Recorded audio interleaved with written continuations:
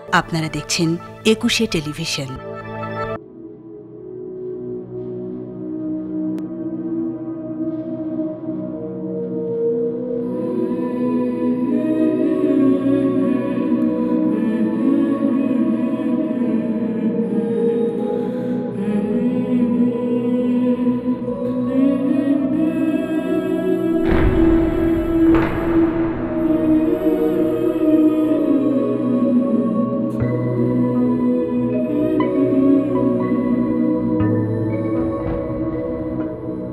দেশ এগোচ্ছে, অর্থনীতি এগোচ্ছে,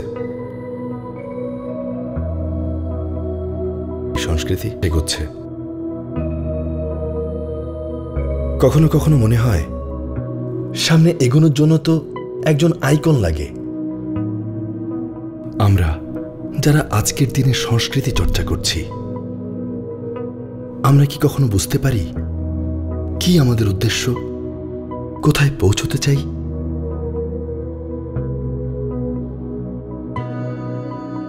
এইরকম সময়ে ইতিহাস স্মরণ করায় একজন আইকনের, শেখ কামাল।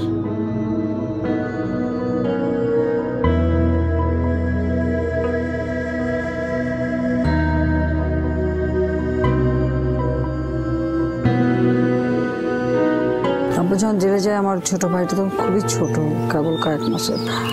ও তো আর আব্বাকে ওভাবে দেখার সুযোগ পায়নি। কাজে আমি যখন আব্বা আব্বা বলে কাছে যেতাম, তো স্বাভাবিক ও খুব অবাক হয়ে দেখতো। তো আমাকে জিজ্ঞেস, তোমার আব্বাকে আমি একটু আব্বা বলতে পারি?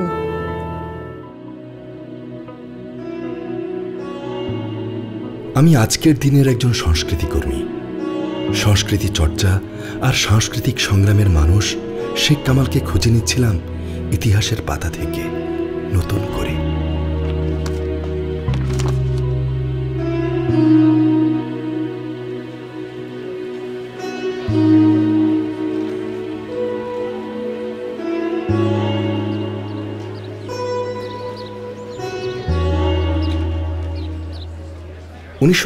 সালে ঢাকা কলেজে একটা মতবিনিময় সভার আয়োজন হয়। পাকিস্তান সেনাবাহিনীর পক্ষ থেকে একজন কর্নেল ও আরেকজন মেজর আসেন। সেনাবাহিনীতে ঢুকলে কি সুযোগ সুবিধা, এগুলো বোঝান তারা। বক্তৃতা শেষে মেজর জিজ্ঞেস করেন, এনি কোয়েশ্চেন?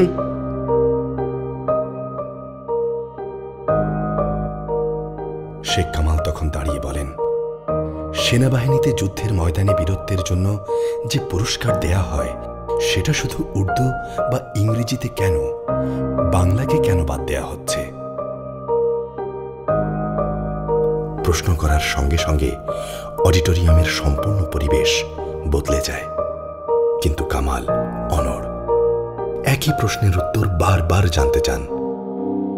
স্যাররা চিৎকার করছেন, sit down, shut up. Kamal তবু দাঁড়িয়ে। পরে স্যার আরো রেগে গিয়ে কামালকে চিৎকার করে বলেন, get out from the auditorium. মতবিনিময় সভা স্থগিত হয়ে যায়। ওই সময় শেখ কামাল 68-69 শেখ কামাল খুবই ছিলেন আর কি, অ্যাক্টিভ ছিলেন। ঢাকা শহরে ছাত্র রাজনীতিতে উনি অ্যাক্টিভ ছিলেন।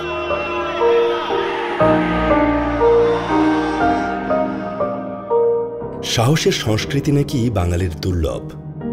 আমাদের আজকের দিনের তরুণরা কি এতটা সাহস নিয়ে দাঁড়ায়?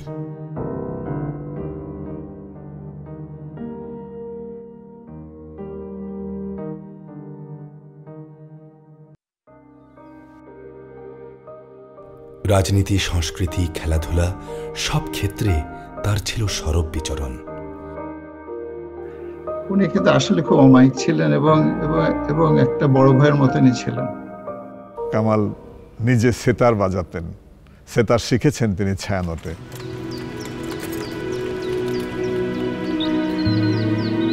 একসাথে আমরা বসে বাজাতাম, হাসি ঠাট্টার মধ্যে দিয়ে বাজাতাম, গল্প করতাম।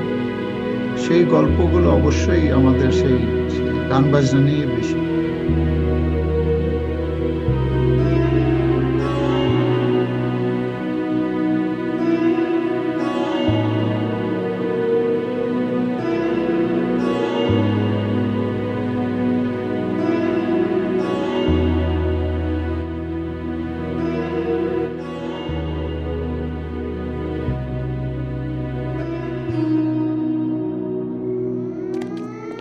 25 মার্চ প্রিয় ভাষা আর সংস্কৃতিকে বাঁচাতে শেখ কামাল রওনা হন মুক্তিযুদ্ধে যোগ দেবেন বলে। তাকে এই যাত্রায় সহায়তা করেছিলেন আরশাদ আলী।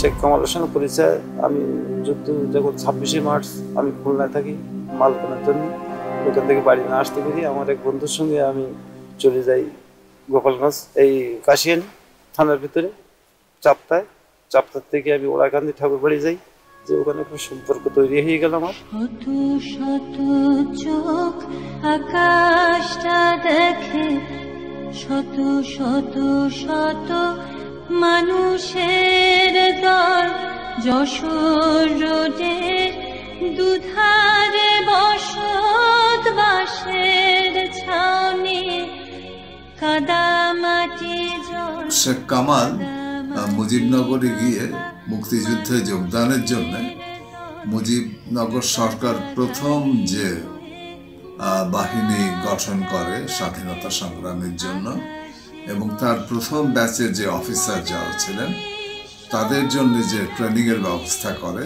বা কমিশনিং এর ব্যবস্থা করে, শেখ কামাল ছিলেন সেখানে অগ্রণী।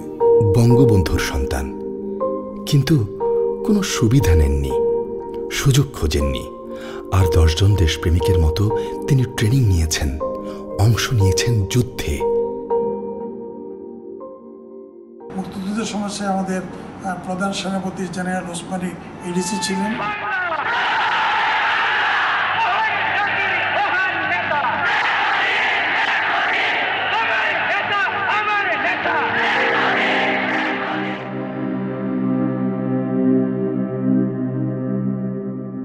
আর যুদ্ধের ফাঁকে ফাঁকে গান গেয়ে উদ্দীপ্ত করেছেন সহযোদ্ধাদের।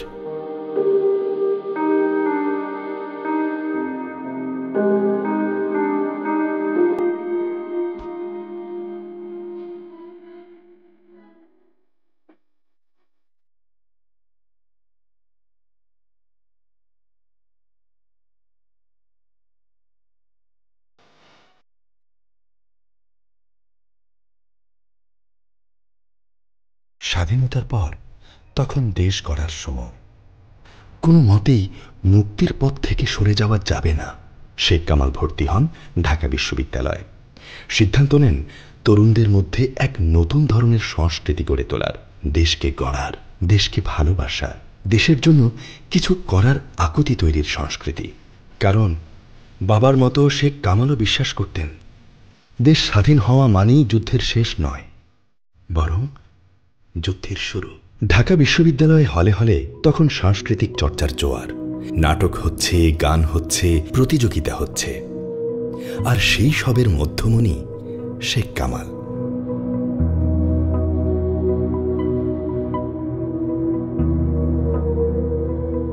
সলিমুল্লাহ হলের যে নাটকটা হয়েছিল আল মনসুরের লেখা রোলার ও নিহত এলএমজি, এটার প্রধান চরিত্রে কিন্তু শেখ কামাল অভিনয় করেছিল।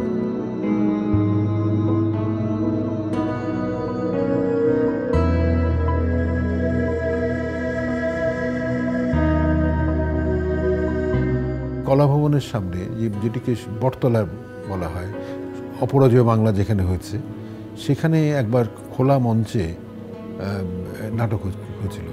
একটি হাজার হাজার ছাত্রছাত্রী সে নাটক দেখতে এসেছিল।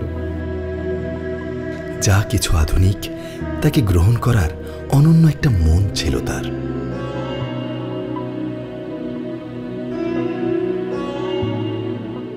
ফিরোজ শাহীকে নিয়ে এসে গান বাজনা আরম্ভ করতো, এ বলতো যে আসেন বসেন আমরা গান শুনবো। ফিরোজ শাহী গান গাইতো, কামালও তার সাথে গান কণ্ঠ দিত। ওই যে এই তো দুনিয়া কিসের লাগিয়া,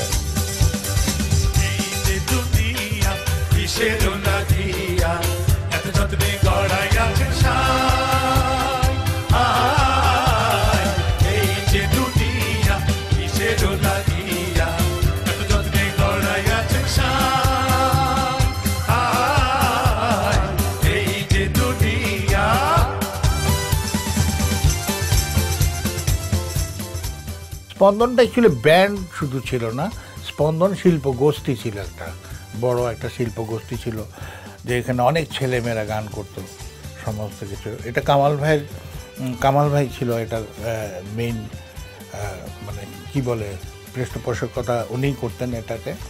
অনেকেই জানে না যেটা, সেটাও ওনার একটা সৃষ্টি ছিল। সেটা হলো বাংলাদেশ জাতীয় সাংস্কৃতিক আন্দোলন, বাজা সান্দু।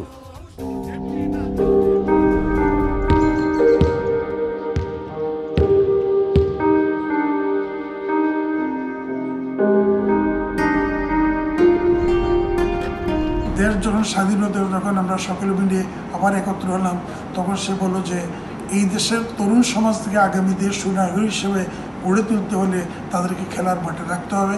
একদিকে তিনি তার এই লেখাপড়া বিশ্ববিদ্যালয় জীবনে সঙ্গে সঙ্গে আবাহনী নামে একটি ফুটবল ক্লাব গড়ে তুলছেন ধানমন্ডি অঞ্চলে। আগে ঢাকার ফুটবল ক্লাবগুলোর নাম ছিল ইংরেজিতে।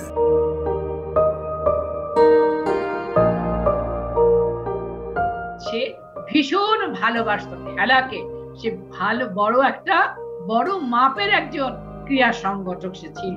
সে শুধু ক্রীড়া সংগঠক নয়, এটি বলতে হবে আমাদের সংস্কৃতির জগতে, এবং তার সাংস্কৃতিক একটা মন ছিল।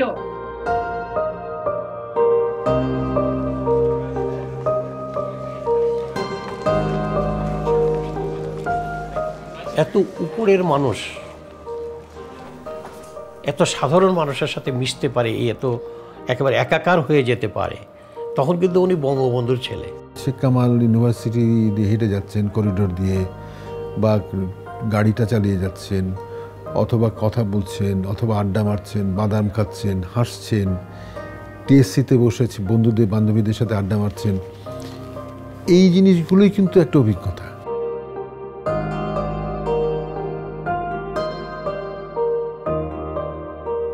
এই যে আমি এখনো স্মৃতিতে ভাসে একটা গোঁফ, লম্বা গোঁফ, ঝাঁকড়া চুল।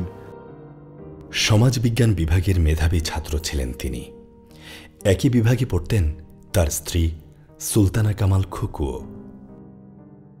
কলা ভবন প্রাঙ্গণে দেখলাম যে শেখ কামাল তার দলবল নিয়ে সঙ্গীত পরিবেশন করছেন। বিশেষ করে একটি গানের কথা আমার এখনো মনে পড়ে, এমন একটা মা দেনা যে কাঁদতে আবার হাসতে জানে। এমন একটা মা দেনা, এমন একটা মা দেনা, যে মায়ের সন্তানেরা, যে মায়ের সন্তানেরা কান্দে আবার হাসতে যায়।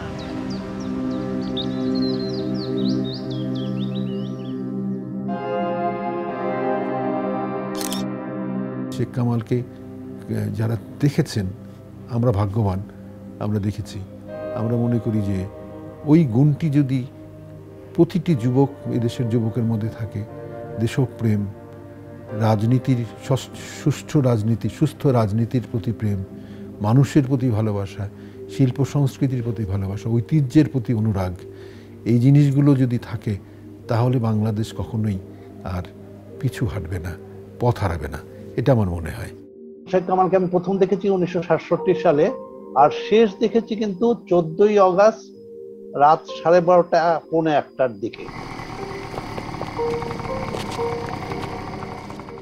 যেদিন আমি ঢাকা কলেজে প্রথম প্রবেশ করলাম, যেদিন তার সাথে আমার প্রথম দেখা হলো, সেদিন থেকে তার মৃত্যুর আগ পর্যন্ত রাত্রে কয়টা হবে, 11টা বা 12টা হবে, যখন সর্বশেষ তার সাথে কথা বলি। 15ই অগাস্ট সকালে বঙ্গবন্ধু আসবেন, সেই জন্য আমাদের প্রস্তুতি ছিল, এবং রাত 12:30, ও কিছুদিন আগেই বিয়ে করেছিল, কাজেই রাত 12:30-1টার দিকে বললো যে আমি একটু বাসায় যাই, খুব সকালে চলে আসবো।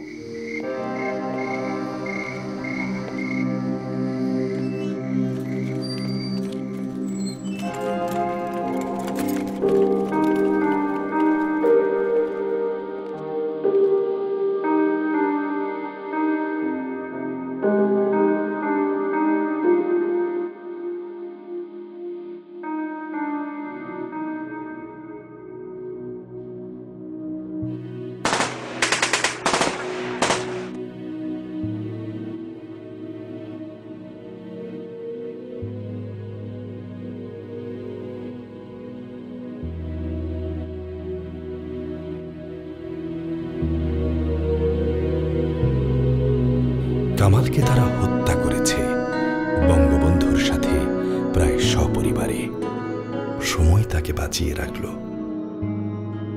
তার স্বপ্ন আজও জেগে আছে তারুণ্যে। আমাকে শুতে বলছো মা? না না, আমি শোবো না। আমি এখন শোবো না মা, আমি আর কোনো দিন শোবো না। আমি একবার ঘুমিয়ে পড়লে ওরা আমাকে আর জাগতে দেবে না। তুমি বুঝতে পারছো না মা? আমি এখন শোবো না মা, আমি আসবো, আমি থাকবো, আমি আবার উঠে আসবো মা।